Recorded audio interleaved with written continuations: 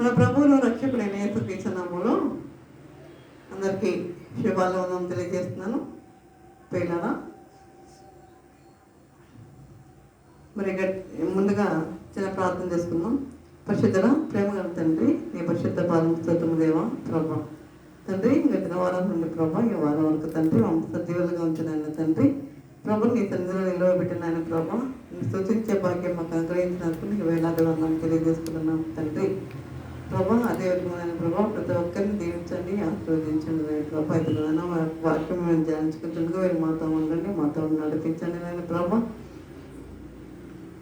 ప్రతి ఒక్కరికి గ్రహించగల మనసు వాక్యానుసారంగా జీవించే జీవితమును అనుగ్రహించమని నోటి పొరగా స్థానంలో వాడుకున్నామని మా ప్రభు బ్రతమాల విధంగా వేడుకొచ్చున్నాం తండ్రి.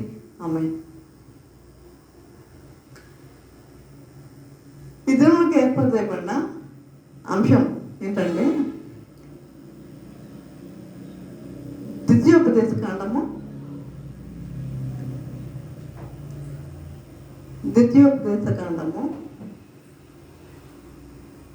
6వ అధ్యాయము 5వ వచనం.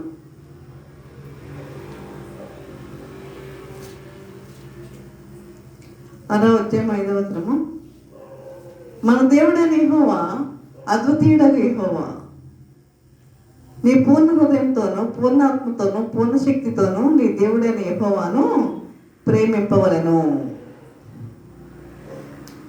మనము మన ప్రభువును మనము ఏ విధంగా ప్రేమించాలన్నా పూర్ణ హృదయంతోనూ పూర్ణ ఆత్మతోనూ పూర్ణ శక్తితోనూ మన దేవుడైన యెహోవాను మనము ప్రేమించేవారిగా ఉండాలి. అదేవిధంగా నేడు నేను నీకు ఆజ్ఞాపించి ఈ మాటలు నీ హృదయంలో ఉండవలేను. ఈ చెప్పిన ఈ యొక్క అంశం ఏంటంటే హెచ్చరిక, వార్నింగ్. ప్రభు ఇచ్చే వార్నింగ్ ఇది. అంటే మనకి హెచ్చరిక చేస్తున్నారు ఇక్కడ. నేడు నేను నీకు ఆజ్ఞాపించి మాటలు నీ హృదయంలో భద్రపరచుకోవాలి. మీరు ఎలా దేవుణ్ణి ప్రార్థించాలో ఆరాధించాలో అన్నది మీరు మీ హృదయంలో భద్రపరచుకునే వారిగా ఉండాలి. నీవు నీ కుమారులకు వాటిని అభ్యసింపజేసి, ఈ కుమారులకు ఏం చేయాలి? నీవు మాత్రమే కాదు, ఈ కుమారులకు కూడా నీవు అభ్యసింపజేసేవారిగా ఉండాలి. అభ్యసింపజేసి నీ ఇంట కూర్చున్నప్పుడును, త్రోవలు నడిచినప్పుడును, పండుకున్నప్పుడును, లేచినప్పుడును వాటిని గురించి మాట్లాడవలను. మనం ఎప్పుడు మన నోటి నుండి వచ్చే మాటలు ఏంటంటే ఈ మాటలే. కాబట్టి అవి నీ కన్నుల నడుమ బాధికములుగా ఉండవలను. నీ ఇంటి ద్వారబంధముల మీదను నీ గౌన్ల మీదను వాటిని వ్రాయవలను. అంటే సూచనగా వాటిని నీ చేతికి కట్టుకొనవలను. మనం ఈ మాటలు ఏం చేయాలంట? సూచనగా వాటిని మనం చేతికి కట్టుకోవాలంట. అది మన ఇంటి ద్వారబంధం మీద నీ గౌన్ల మీద వాటిని రాయవలను అన్నాడు. అదే 10వ వచనంలో నీ దేవుడైన యెహోవా నీ పితరులైన అబ్రహాము, ఇస్సాకు, యాకోబులతో చేసిన ప్రమాణమును బట్టి నిన్ను ఆ దేశంలో ప్రవేశపెట్టి నీవు కట్టని గొప్పగు మంచి పురములను, నీవు నింపని మంచి ద్రవ్యముల చేత నింపబడిన ఇండ్లను, నీవు త్రవ్వకపోయినను త్రవ్వబడిన బావులను, నీవు నాటని ద్రాక్ష తోటలను, ఒలీవల తోటలను నీకు ఇచ్చిన తరువాత నీవు తిని తృప్తి పొందినప్పుడు దాసుల గృహమైన ఐగుప్తు దేశంలో నుండి రప్పించిన యెహోవాను మరవకుండా నీవు జాగ్రత్త పడము. నువ్వు ఏమి కష్టపడలా. ఇశ్రాయేలు ఇక్కడ ఏమి కష్టపడలేదు. ఏం చేస్తారు వీళ్ళైనా కష్టపడాలా అంటే ఏమి లేదు.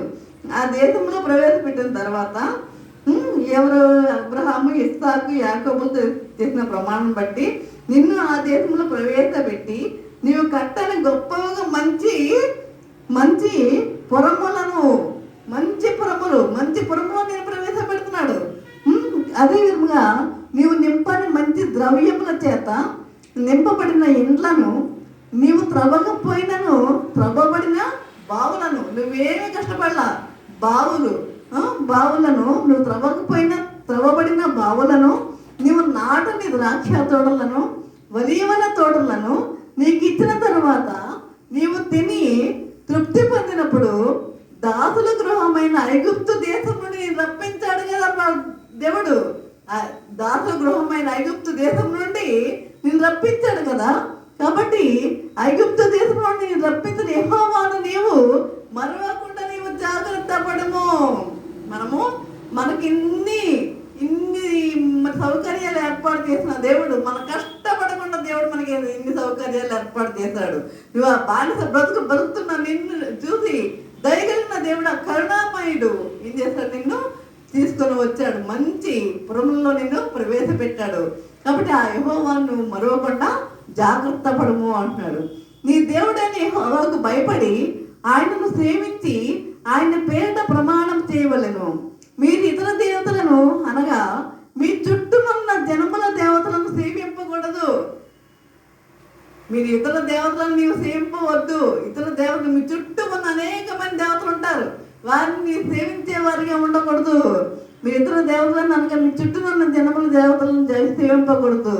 నీ మధ్యలో నీ దేవుడైన యెహోవా రోషము గల దేవుడు కనుక, నీ దేవుడైన యెహోవా కోపాగ్ని, రోషము గల దేవుడు మన దేవుడు రోషము గల దేవుడు కనుక, నీ దేవుడని యెహోవా కోపాగ్ని ఒకవేళ నీ మీద రగులుకొని దేశములో ఉండకుండా నిన్ను ఏం చేస్తాడంట, నశింపజేస్తాడు. ఎప్పుడు నువ్వు దేవుని మాట విననప్పుడు, దేవుని మాట వినకుండా నువ్వు అవిధేయతగా నువ్వు నడిచినప్పుడు దేవుడు ఏం చేస్తాడంట, మా దేవుడు రోషము కలిగిన దేవుడు కనుక నిన్ను ఆ యొక్క దేశంలో ఉండకుండా ఏం చేస్తాను అంటున్నాడు, నశింపజేస్తాను అంటున్నాడు. కాబట్టి మనం దేవుని యొక్క మాటలను శ్రద్ధగా ఆలకించాలి. వినటమే కాదు, ఈ చెవిలో నుండి విడిచిపెట్టే వారికి మనం ఉండకూడదు, కానీ దేవుని మాటలు ఆలకించాలి. ఆ భద్రంగా మన హృదయంలో మనం భద్రం చేసుకునే వారిగా ఉండాలి. దావీదు భక్తుడు అన్నాడు కదా, నేను రాత్రి జాములో నేను పండుకునేటప్పుడు ఆ వాక్యంను ధ్యానం చేసినప్పుడు నాకు క్రోమెదడు దొరికినట్లుగా ఉన్నది అంటాడు కదా. అంటే క్రోమెదడు అంత స్వీట్గా ఉంటుంది, అంటే ఈ వాక్యం కూడా అంత స్వీట్గా ఉంటుంది, అంత తీయగా ఉంటుంది అన్నమాట. కాబట్టి మనము ఆ విధంగా దేవుని వాక్యాన్ని ఏం చేయాలి, మనం ఎల్లప్పుడూ మనం ధ్యానించే వారిగా ఉండాలి, మర్చిపోయే వారిగా ఉండద్దు. ఎల్లప్పుడూ దేవుని వాక్యాన్ని మనము ధ్యానించే వారిగా ఉండాలని దేవుని వాక్యము తెలియజేస్తుంది. అదేవిధంగా చూడండి 25వ వచనంలో, అదే 6వ ద్వితీయోపదేశకాండం 6వ అధ్యాయం 25వ వచనంలో, మన దేవుడైన యెహోవా మనకు ఆజ్ఞాపించినట్లు ఆయన సన్నిధిని ఈ సమస్తమైన ఆజ్ఞలను అనుసరించి మనం నడుచుకున్నప్పుడు మనకేం కలుగుతుందట, నీతి కలుగును. ఆయన మనకి ఇచ్చిన ఆజ్ఞలన్నిటినీ మనము ఆ ఆజ్ఞలన్నిటి ప్రకారం మనం నడుచుకుంటే మనకేం కలుగుతుంది, నీతి అనేది కలుగుతుంది అంటున్నాడు. అంటే మనం ఇంకా 6వ అధ్యాయము 13వ వచనం ఒకసారి చూడండి. 13వ వచనంలోనే 6వ అధ్యాయము 13వ వచనంలో మనము దేవునికి భయపడే వారిగా ఉండాలి.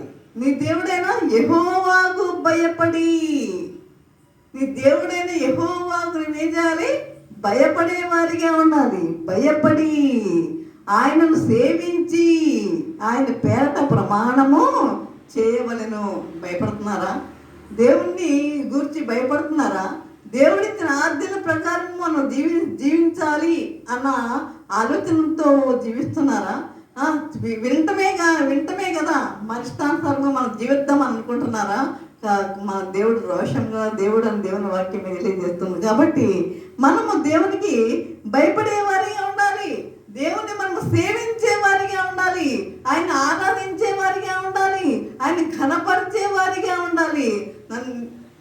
ఆ విధంగా ప్రభుని ఘనపరిచే వారిగా ఉండాలి, దేవుణ్ణి హత్తుకొని జీవించే వారిగా ఉండాలి. ప్రభుని మనము హత్తుకొని మనము జీవించే వారిగా ఉండాలి ప్రియులారా. కాబట్టి దేవుణ్ణి ఎప్పుడు కూడా మనం మర్చిపోకూడదు.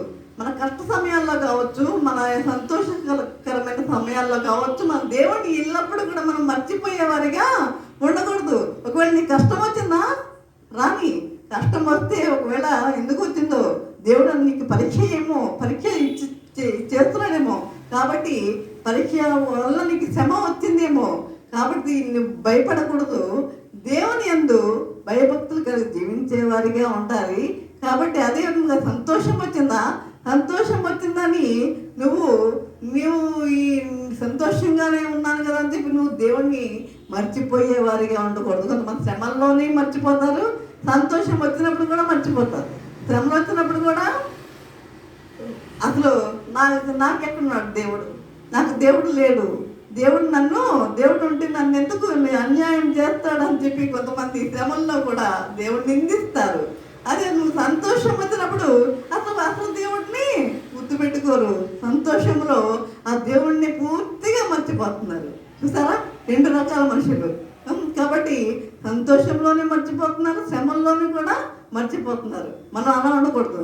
శ్రమలు వచ్చినప్పుడు కూడా మనము దేవుణ్ణి మర్చిపోకుండా ఉండాలి. మన సంతోషం వచ్చినప్పుడు కూడా దేవుని యందు మనము భయభక్తులు కలిగి జీవించే వారిగా, దేవునికి కృతజ్ఞతాస్తుతులు చెల్లించే వారిగా ఉండాలి. దేవుడు మనకు ఇచ్చిన ఈ యొక్క సంతోషాన్ని బట్టి, మనకు చేసిన మేలులను బట్టి మనము దేవుడిని ఏం చేయాలి, మనము ఆయన కృతజ్ఞతాస్తుతులు చెల్లించే వారిగా ఉండాలి. ప్రతి విషయంలో ఆయనకు కృతజ్ఞతాస్తుతులు చెల్లించే వారిగా ఉండాలి. ఒకసారి ఫిలిప్పీయులకు రాసిన పత్రిక చూడండి. ఫిలిప్పీయులకు రాసిన పత్రిక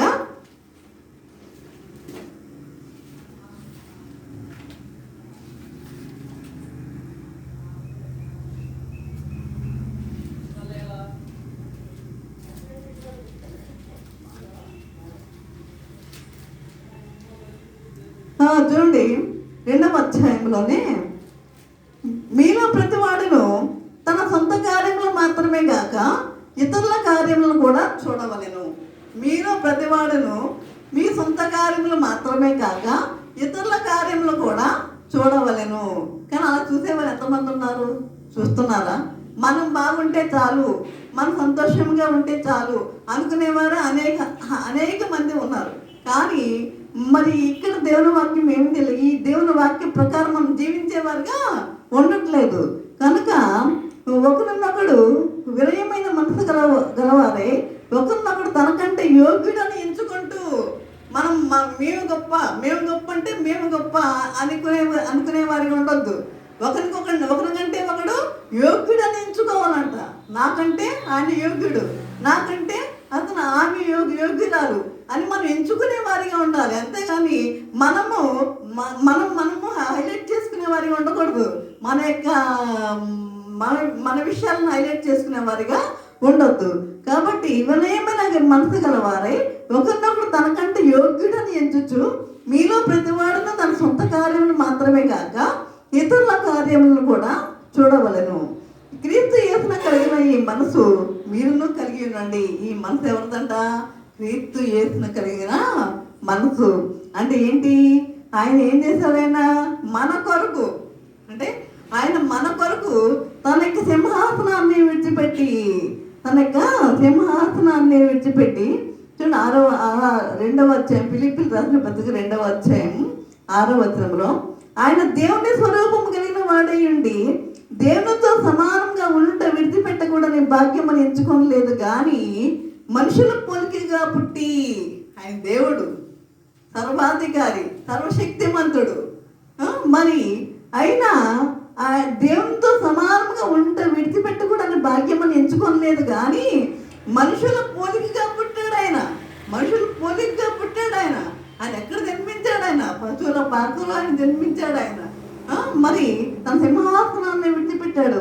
కాబట్టి ఆయన చూడండి, ప్రభు మనుషుల పోలికగా పుట్టి దాసుని స్వరూపమును ధరించుకొని తన్ను తానే రిక్తునిగా చేసుకున్నాడు. దాసుని స్వరూపము ధరించుకున్నాడు. 12 మంది శిష్యులకు ఏం చేశాడు ఆయన? వారి యొక్క కాళ్ళను, వారి యొక్క పాదాలను కడిగినట్లుగా కూడా మనం చూస్తున్నాం. అంటే అంత తగ్గింపు మనసు మనకు ఉండాలని ప్రభు తెలియజేస్తున్నాడు ఇక్కడ. ఆ తగ్గింపు అనేది మనలో ఉందా? ఆ తగ్గింపు జీవితం మనలో ఉందా? కాబట్టి ఎవరికి వారు ఆత్మపరిశీలన చేసుకోవాలంటే ఆ తగ్గింపు జీవితం ఉందా మనకి? కనుక మరి మనుషుల పోలికగా పుట్టి దాసు స్వరూపం ధరించుకొని తను తాను రిక్తునిగా చేసుకున్నాను. మరియు ఆయన ఆకారమందు మనుషుడుగా కనబడి మరణము పొందునంతగా, మరణం పొందునంతగా అనగా మరణం పొందినంతగా అంటే మామూలు మరణమేం కాదు, అది సహజ మరణం కాదు. అనగా శిలువ మరణం పొందునంత విధేయత చూపిన వాడే. శిలువ మరణం పొందినంతగా, శిలువ మరణం భయంకరమైన మరణం. శిలువ మరణం అనేది ఆ రోజుల్లో ఆ శిలువ మరణం, ఆ శిలువ ఎవరికి వేసేవారంటే దొంగలకి, దోపిడీదారులకి, వారికి ఈ యొక్క శిలువ వేసేవారు. మరి అంత భయంకరమైన శిలువ మరణమును పొందినంతగా విధేయత చూపిన వాడే తన్ను తాను తగ్గించుకొనెను. తన్ను తాను తగ్గించుకొనెను అంటే ఆ విధంగా మనము కూడా దేవుడు మనకి ఇచ్చినవన్నిటిని గురించి మనం ఏం చేయాలి? మన కట్టని దావీదు మనకి ఇశ్రాయేలుకి ఏమిచ్చాడు? కట్టని పురములను, మరి మనకి ద్రవ్యాలను, మనకు కావాల్సినవన్నీ నాటం ద్రాక్ష తోటలను అన్నిటినీ అనుగ్రహించాడు. తర్వాత ఇవన్నీ వచ్చిన తర్వాత మీరు యెహోవాను మీరు మర్చిపోతారేమో అంటున్నాడు. యెహోవాను మీరు మర్చిపోతారేమో, కానీ దేవుడు రోషము గల దేవుడు. ఈ మర్చిపోతే ఏం చేస్తానంటున్నాడు? శిక్ష విధిస్తానంటున్నాడు మర్చిపోయినట్లయితే. కాబట్టి మనకు దేవుడు తను తాను తగ్గించుకొనిను. మన కొరకు ఆయన తగ్గించుకున్నాడు. మన కొరకు తగ్గించుకొని ఈ లోకానికి ఆయన వచ్చినట్లుగా మనం చూస్తున్నాం. కాబట్టి ఆయనకు శిలువ మరణం పొందినంతగా విధేయత చూపిన వాడే. విధేయత, ఆయనకి విధేయత అనేది ఎంతో ముఖ్యమైనది, దానికి ఎంతో ఇష్టం. విధేయత కలిగిన వారంటే ఆయన ఎంతో ఇష్టపడతాడు. మరి అదే విధేయత చూపిన వాడే తను తాను తగ్గించుకొనిను. అందుచేతనే పరలోకమందున్న వారిలోని కానీ, భూమి మీద ఉన్న వారిలో కానీ, భూమి క్రింద ఉన్న వారిలో కానీ ప్రతి వాని మోకాలను యేసు నామమున వంగునట్లును, ప్రతి వాని నాలుక తండ్రి అయిన దేవుని మహిమార్థమై యేసుక్రీస్తు ప్రభువుని ఒప్పుకున్నట్లును దేవుడు ఆయనను అధికముగా హెచ్చించాడు. ప్రతి వాని మోకాలు ఆయనకి వంగాల్సిందే. ఈ లోకంలో దేవుడు అనేవారు ఎవరైనా ఉన్నారు అంటే ఆ ప్రభువు మాత్రమే, ప్రభువు మాత్రమే. కాబట్టి యేసుక్రీస్తు ప్రభువుని ఒప్పుకున్నట్లు ఏం చేయాలంట? ప్రతి వాని మోకాలు ఆయనకి వంగాలి, ప్రతి వాని నాలుక ఆయనను కీర్తించాలి. కాబట్టి యేసుక్రీస్తు ప్రభువుని ఒప్పుకున్నట్లును, ప్రతి వాని నాలుగు తండ్రి అయిన దేవుని మహిమాత్రమే యేసుక్రీస్తు ప్రభువుని ఒప్పుకున్నట్లును దేవుడు మనకు ఆయనను అధికముగా హెచ్చించాడు. చూడండి, అందరూ ఆయనకు వంగాలి, మోకాలు వేయాల్సిందే. కానీ అది అందరూ ఆయన స్తుతించాల్సిందే, నాలుకతో మనం స్తుతించాల్సిందే. మరి ఈ నాలుక ఇచ్చింది దేవుడు దేని కొరకు? ఈ నాలుక ఇచ్చింది ఆయనను స్తుతించడానికి, ఆయనను కీర్తించడానికి, ఆయన ఘనపరచడానికి, ఆయన పాటల ద్వారా ఘనపరచడానికి, కీర్తించడానికి, ఆరాధించడానికి ప్రభు ఈ స్వరాన్ని మనకి ఇచ్చాడు. మరి మనం వేరే వేరే పాటలతో మనము సాధారణ పాటల ద్వారా మనం ఏం చేయాలి? దేవుణ్ణి విసిగించే వారి, దేవుడికి కోపానికి మనకి గురి అయ్యే వారిగా మనము ఉండకూడదు. కనుక ఆయన అధికముగా హెచ్చించి ప్రతి నామములకు పై నామమును ఆయనకు అనుగ్రహించాను. అన్ని నామముల కన్నా పై నామం ఏది అంటే యేసు ప్రభు నామమే. అన్ని నామము, ఈ లోకంలో ఎన్ని నామాలు ఉన్నాయో అన్ని నామముల కన్నా పై నామం ఏదంటే యేసు నామమే. యేసు నామమే అన్నిటికన్నా పద్మస్థానంలో ఉన్నది పిల్లరా. కనుక మనము దేవుడిచ్చిన మనకి వరాలను బట్టి మనం ఏం చేయాలి? దేవుడు ఇచ్చిన మనకి ఆధిక్యతలను బట్టి మనము సంతోషించాలి, దేవుణ్ణి ఆరాధించాలి. అంతేగాని మనము గర్వించే వారిగా మనము ఉండకూడదు. అందువల్ల ఈ యొక్క ఇశ్రాయేలీయులకి దేవుడు ఇక్కడ హెచ్చరిక చేస్తున్నాడు. ఇవన్నీ మీకు ఇచ్చిన తర్వాత మీరు ఇతర చూడండి 12వ వచనంలో, దాసుల గృహమైన ఐగుప్తు దేశం నుండి నేను రప్పించిన యెహోవాను మరవకుండా నువ్వు జాగ్రత్త పడు. దాసుల గృహంలో ఎంతకాలం ఉన్నావు? 430 సంవత్సరాలు అక్కడ జీవించావు. బాధ్యత బ్రతుకు ఆ జీవితం. దేవుడు మీ యొక్క మూలుగులను విని దేవుడు ఏం చేశాడు? మిమ్మల్ని రప్పించాడు. మోషేని పంపించి వారిని రప్పించాడు కదా. మరి నీ దేవుడైన యెహోవాకు భయపడి ఆయనను సేవించి ఆయన పేరట ప్రమాణం చేయవలెను. దేవతలను, మీ చుట్టూనున్న జనముల దేవతలను సేవింపవద్దు. మీ మధ్యలో నీ దేవుడైన యెహోవా రోషము గల దేవుడు కనుక, నీ దేవుడైన యెహోవా కోపాగ్ని. ఒకవేళ నీవు ఆ విధముగా ఏమన్నా చేసినట్లయితే నీ దేవుడు ఎవరు? రోషము గల దేవుడు కనుక ఏం చేయాలి? నువ్వు నీ మీద ఆయన కోపాగ్ని రగులుకొని నీవు దేశంలో ఉండకుండా నిన్ను నశింపజేస్తాను అంటున్నాడు. కాబట్టి ఈ వార్నింగ్ చాలదా మనకి? దేవుడిచ్చిన ఈ హెచ్చరిక మనకి సరిపోదా? కాబట్టి ఈ విధంగా మనము జీవించేవారిగా ఉండాలి ప్రియులారా. దేవుడు మనల్ని కరుణించి మనకు అన్ని సౌకర్యాలు ఏర్పాటు చేస్తున్నాడు. కానీ మనం ఏం చేస్తున్నాము? మనకు అన్నీ ఉన్నాయని చెప్పి మనము గర్విస్తున్నామేమో. ఆ గర్వం అనేది మనలో ఉండవద్దు. కాబట్టి నాశనకు ముందు గర్వము నడుస్తుందట. వినయ మనస్కుడు గంట ముందుతాడని దేవుని వాక్యం తెలియజేస్తుంది. వినయం కలిగి జీవించాలి మనం. వినయ మనస్కుడు గంట ముందునని. కాబట్టి గర్వం అనేది మన యొక్క హరిహద్దుల్లోకి రాకూడదు గర్వం అనేది. ఈ గర్వం అనేది ముందు పుట్టింది ఎక్కడ అంటే పరలోకంలోనే పుట్టింది. ఎక్కడ పుట్టింది? పరలోకంలోనే. ఎవరు? దేవతల్లోనే, దేవదూతల్లోనే. లూసిఫర్లో ఉన్న ఆ యొక్క మరి ఇది యెషయా గ్రంథం 14వ అధ్యాయంలో చూస్తాం. కాబట్టి దేవుని కన్నా తనను తాను హెచ్చించుకున్నాడు. అది అందుకని ఏం చేశాడు దేవుడు?